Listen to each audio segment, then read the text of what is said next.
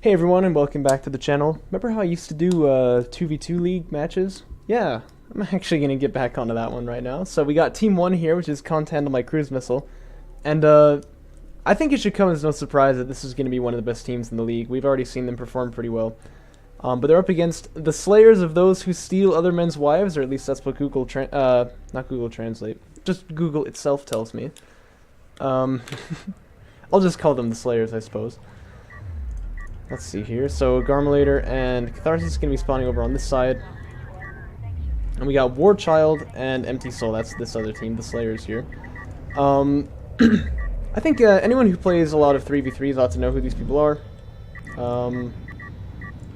Warchild, Empty Soul, both very good players. I think this is going to be a pretty strong team right here. Empty Soul going to be the Soban. He's going for some early LAVs. Not sure about Warchild just yet. But I still think I have to give the edge to Khaant Handle my cruise missile, of course, because, I mean, holy goodness, it's Garmulator and Catharsis. And they're both playing their mains here, too. I think it's important to note, I think they may have done differently earlier, I can't totally remember, but yeah, they're both playing their main factions right now. Garmulator as Coalition, Catharsis as Conf. And I mean, we should already get an idea that they're just going to be, like, insanely on top of everything in this game. I think Empty Soul and Warchild are both very good players, but I think these two are just kind of a higher tier. Enough talking about that, though. Let's see what strategies people are moving out with. Warchild heading out with his base runner as well as his Empty Soul. And we got some LAVs from Empty Soul as well. Warchild's going to be going for the early refinery mode, so he's definitely going for a bit more of a macro style. Now, if I had to guess, I'd say Garmulator's going to go for a bunch of LAVs into rails. That's what he does in 1v1 after all, but he may change it up here. Still no idea what the tech choice is for either of these players, actually. Well, no, we can see Garmulator making the LAVs, getting the boost as well immediately, but I still don't know about Catharsis. He's made 2 blast drones, that's the typical thing, right? But I don't know if he's going to be able to get any, like, salvagers with that, with all these LAVs here out on the field. In fact, yeah, he really shouldn't. But, you know, we've seen how players like this can mix these into an army quite effectively, too. And Empty Soul may find himself in a bit of a 1-on-2 here. Not so bad. There's only, like, 3 Sandscreamers on the field, but still, he will have quite a bit to deal with. Garmulator going to set up a turret, intercepting the extraction zone right here, which I think is pretty nice. Because they know they don't have field control, so maybe we can just make it a little harder for them to extract, yeah? After all, in 2v2, it's a lot easier to win off of extractions. There's only 5 artifacts to get, and there's 2 of you instead of 1, so... Same number of artifacts, of course, actually can potentially make it a bit slower, but I would still kind of expect that extraction is a little bit easier.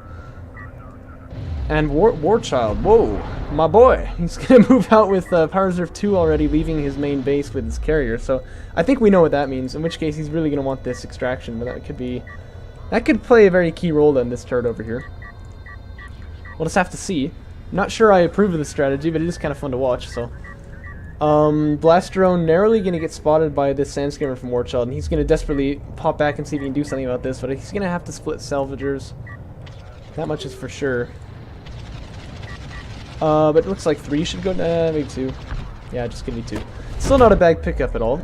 Sandscreamer's trying to fight over here, but they're underneath this carrier. However, they are giving the valuable information. Yeah, the carrier's over here. I don't really know why it would not, why it would be here instead of over there. So it's got to be a carrier rush, right? And I think both these players ought to be cognizant of that. Refinery mode coming down for Catharsis as he moves into assault ship fabrication. I don't think that's a bad move, but if that's the case, then Garmulator kind of has to go railguns. He was probably planning on that anyway, though. So this is probably fine. I say that because if you're going to get carrier rushed, you need to have something, you know, to do the damage to that carrier, so... I mean, Con F Siege is not bad either, but that's just going to be way too long, right? So... You can go full wing, yeah, once again, you know, way too long, right? But yeah... Oh, carrier flying up in the air there. With this turret here and all of these LAVs, there's really no way that an extraction is going to go down there. Turret also getting set up here on the second base location. Empty Soul's carrier's there to deal with it, but, you know... Soban problems, it'll take him a little bit of time, not too long though. Anything going on over there? Yeah, just this carrier coming closer and closer. Now, I will say, doing this against Conf is a little dangerous because of that cruise missile. And I'm not sure how good the synergy is either. I mean, I feel like pushing in with Empty Soul's railguns or something would be really powerful, but maybe it's just not possible. I've never tried to do a carrier rush in 2v2 just yet. Tarn Armor and I certainly aren't meta, but we're not that anti-meta. I'll put it that way. So yeah, we should see these cruise missiles doing some pretty big damage unless they miss against this carrier. Garmulator is now getting railgun fabrication, but he's also going for power reserve. So so is Catharsis. So it looks like they want to kind of just fight this directly. You know what I mean? And Empty Soul gonna move out with the carrier too. What in the heck? There's no way this is gonna work. I've heard people tell that you can do a Soban carrier rush, but I really don't see how. I mean, this turret has more DPS against carriers than this carrier does. It's just, I don't know. We'll see how it goes. But Garmulator with railgun fabrication, I sense he smells blood in the water. He's gonna go after this carrier here. I think it should. I mean, it should escape though. It can have more speed than Garmulator will, but there is definitely a risk here. By the way, that the ecos of these players are very weak right now. Production for the Soban player is out of position. There's only one production cruiser out there at all for he's Gaussian, right? Yeah, the Gaussian. Hey, we have all 4 factions here. You know that? I just realized. But yeah, you know, I don't know like how protected these bases really are.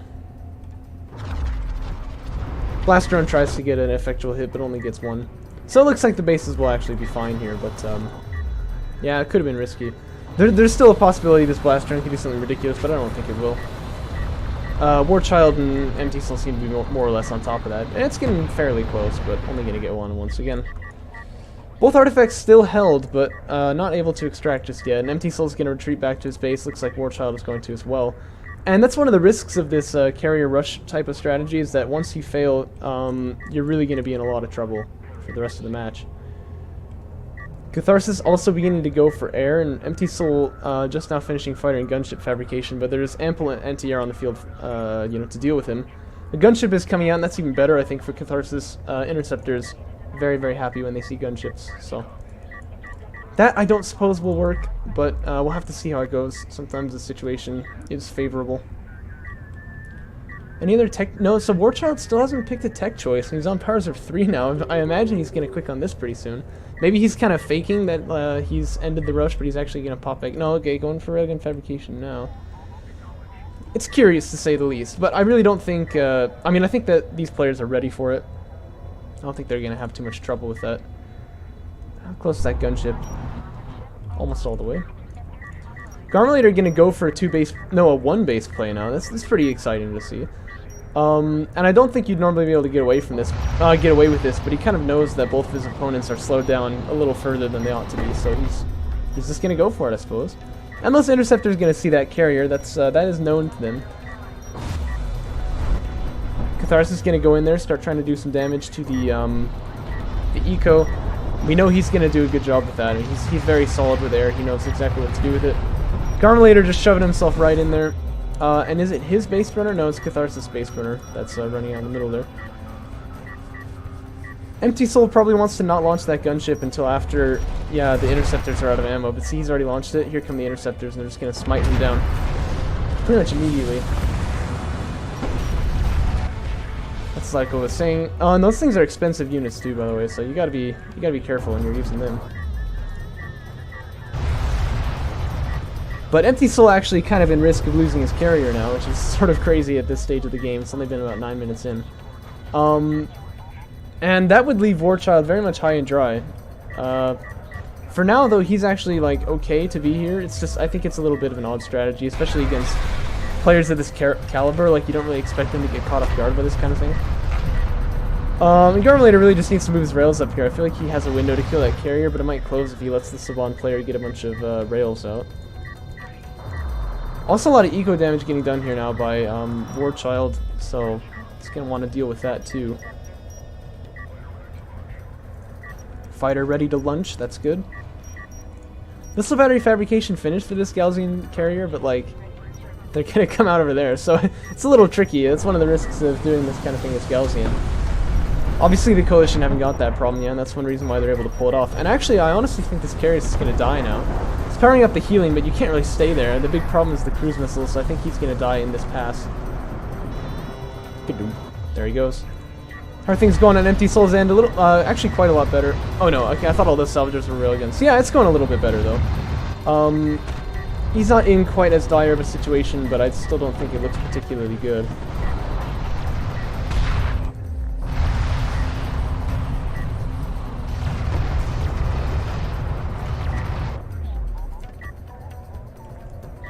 This artifact for you to extract now, it's not really the most important thing, is it? I think the game's basically in the bag already.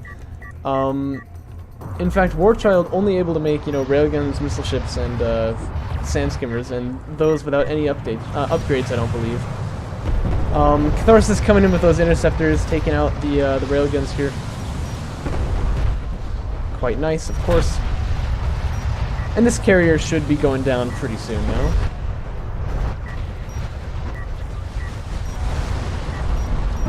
When they both have power level 1, I feel like the Saban carrier does almost as much damage as this one. I'd like to see him take the 2 power to range, put it into damage there. But it doesn't really matter. And that will be a fairly easy win then for the, right, for Khaant Handle High Cruise Missile. I could not remember their name for a second. There you go. That is kind of what I was expecting, but it's still pretty fun to see. Now, they played another rematch game on the same map, so I'm going to head over and cast that one. Hope you enjoyed it, though. And I hope you enjoy the next one, I guess. I don't know. You get the idea.